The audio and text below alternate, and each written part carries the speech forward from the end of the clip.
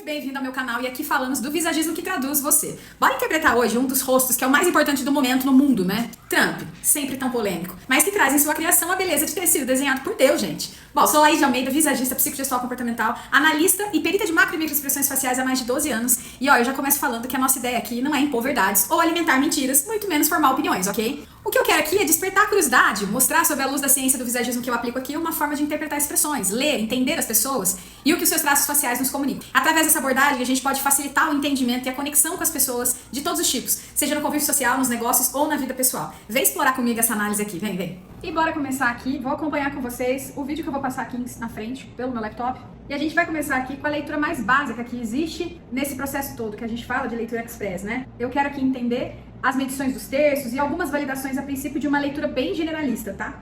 Então aqui nós fizemos a marcação do texto, como vocês viram ali no vídeo, nós já fizemos tudo isso antecipadamente. Tem que lembrar que a gente está lidando com uma foto e não com a pessoa de forma ali verdadeira. Então a gente tem que ter alguns critérios para fazer essas medições, tá? Eu tive bastante dificuldade em relação ao terço racional do Trump, né? Que é esse número 3 que a gente está vendo. E eu tive que trazer algumas fotografias para de fato enxergar se esse era um terço realmente pequeno ou se é a posição que ele estava na foto, enfim. A posição que nós firmamos, a gente trouxe até ele um pouquinho acima da linha do cabelo, mas que ele realmente demonstra que não é o principal terço do Trump, tá? Nas nossas medições, o terço maior foi o nosso eixo intuitivo, que tá aqui com o número primeiro, depois o nosso eixo emocional, que é o segundo eixo, e o terceiro eixo, o eixo racional. E uma curiosidade que eu quero trazer aqui pra você que ficou com a dúvida sobre os 3 terços que a gente avaliou aqui no rosto do Trump, né? Não tem certo e errado e nem terço que é melhor ter do que o outro. A gente tem realmente que fazer essa análise até pra ter mais facilidade de entender como que essa pessoa raciocina ou vive a vida.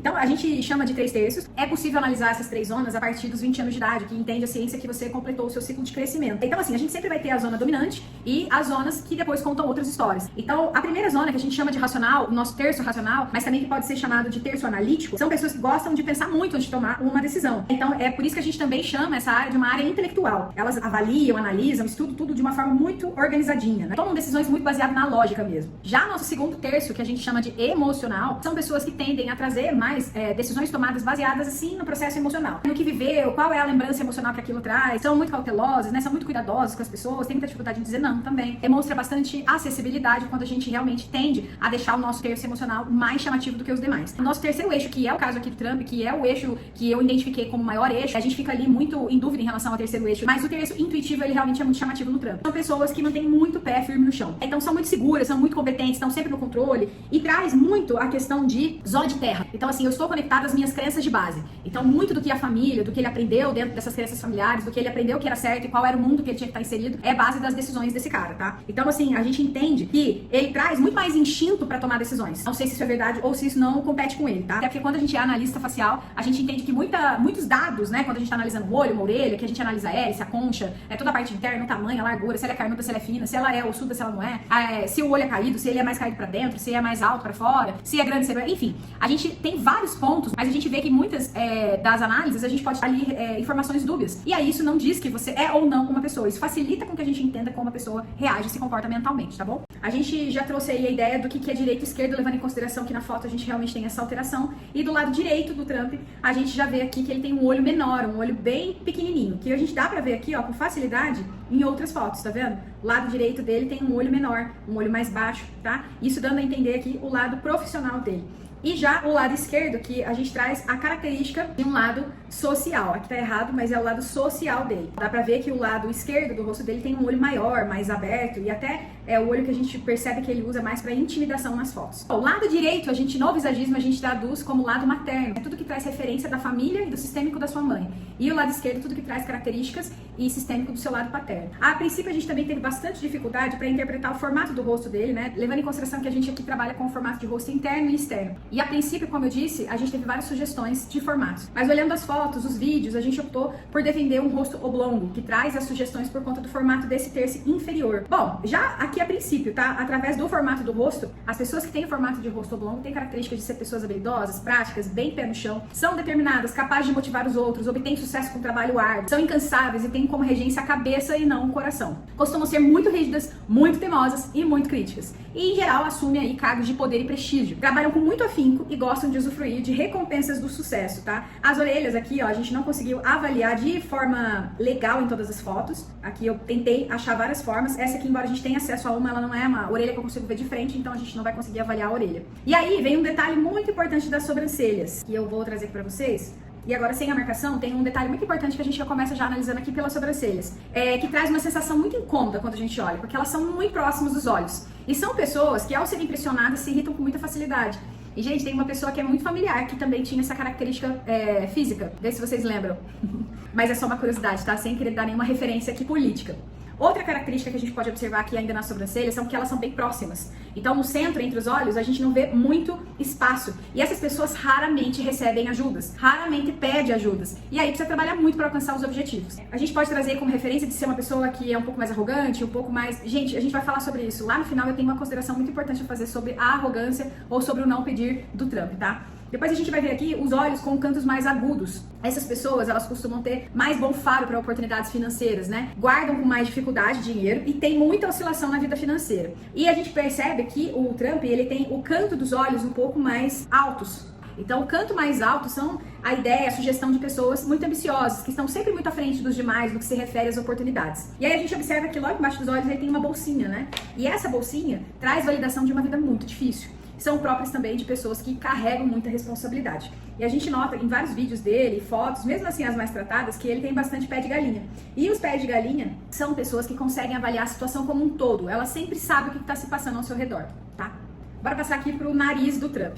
O nariz longo dele revela uma característica de ambição, extravagância, né? O nariz mais ossudinho, né, que a gente vê que ele tem um nariz muito pronunciado, é de uma pessoa que tem mais facilidade aí ao ceticismo.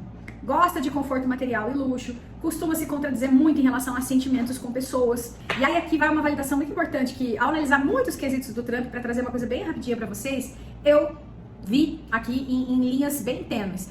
Eu acredito que o Trump, muito mais do que parecer essa figura arrogante, né, antipática ou que não se importa com as pessoas, ele tem muito receio de ser visto de perto, né? Ser visto de perto e a pessoa chegar e não se agradar do que conhece dele. Então são pessoas que se protegem. E basicamente personalidades que buscam fazer isso, elas podem sim passar essa outra característica, que é mais fácil da gente observar, né? De ser uma pessoa muito autossuficiente, que não dá bola com o que as pessoas pensam sobre elas, não pedem ajudas, não querem. E assim, eu não vi isso de forma assim muito verdadeira. Eu não sei a história de infância do Trump, mas pra mim dá-se a entender que sim, ele deve ter tido muita dificuldade na primeira fase ali da formação, ou de repente ter tido um pai muito rígido, um pai que cobrasse muito resultado, um pai que quisesse que ele fosse muito duro, tá? Então, enfim, essa é uma característica aqui que a gente coloca a observar. Eu não sei em relação a pai e mãe, tá? Porque uma das coisas que a gente consegue observar bem do lado direito e do lado esquerdo, que traz essa referência materna e paterna, é o tamanho das orelhas, né? E qual é o olho dominante da pessoa. Então, a gente consegue trazer mais validações históricas, né? De um processo de primeira formação nessas características que a gente não teve aqui. Vamos lá, vamos falar dos lábios do Trump. Lábios finos trazem uma demanda de serem pessoas mais frias mesmo, né? Muito duro consigo mesmo e, obviamente, duro com as pessoas. Ninguém dá o que não tem, tá, gente? Então é sempre bom lembrar disso, de onde vem essa dureza, de qual é o processo sistêmico que ele vem trazendo essa dureza. E a gente tende a entender também que lábios finos guardam segredos com mais facilidade. Essa testa grande dele, embora o cabelo esteja tampando em quase todas, né? Nos vídeos a gente observa, ó, eu vou trazer aqui um pouco desse vídeo que a gente vai voltar ele várias vezes, a gente vê uma testa muito grande, tá? Aqui a gente até realmente duvida se o primeiro eixo dele, maior, não é o eixo racional. Mas pelas fotos onde a gente consegue analisar, a gente tem mais dificuldade.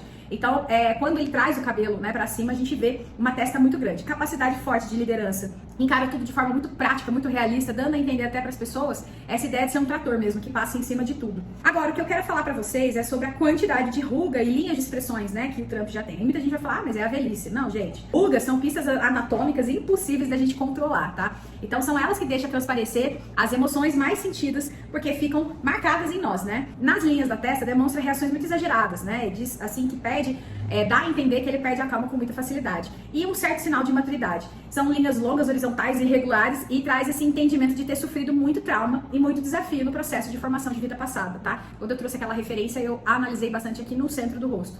Aí você vai ver que as maçãs dele são mais carnudas, né, também. Que então demonstra que ele gosta de tirar muito proveito das situações, né? E aqui nessa foto, que eu acho que a gente vai trazer mais como referência, ó, a gente vê que ele tem marcas, né, nessas maçãs, e a gente chama de bolsa de dinheiro. Então é bem grande, cheia aqui, né, na bochecha. Então a gente observa que são pessoas que têm muita energia para correr atrás do que realmente interessa e mesmo em época difícil, tá? Então eu não consegui analisar o queixo dele pela lateral, porque seria bem legal a gente ver o queixo em relação à altura da testa. Isso traria muitas informações sobre o momento de ação do Trump, né? De que forma que ele age na vida. A gente analisaria aqui por esses processos. Gente, eu espero que vocês tenham gostado e eu trouxe para vocês algumas curiosidades sobre o processo que a gente analisou em vários vídeos dele, de que forma que ele se comporta, né, nas macro e micro expressões faciais dele. Bom, lembrando que a gente tem 47 músculos no rosto que permite mais de 10 mil expressões faciais. E a gente tem milissegundos para observar como que elas se comunicam. Então, a partir disso, a gente tem uma leitura aí real de 30% sobre a intenção verdadeira das pessoas. Então, toma muito cuidado com essas coisas, viu? Ah, é porque apertou o olho, quis dizer isso. Ah, porque... Não, então, assim, a gente tem que ter uma interpretação. É um sinal de estudo, sim, pra gente poder entender as pessoas. Mas ela não é assim também tão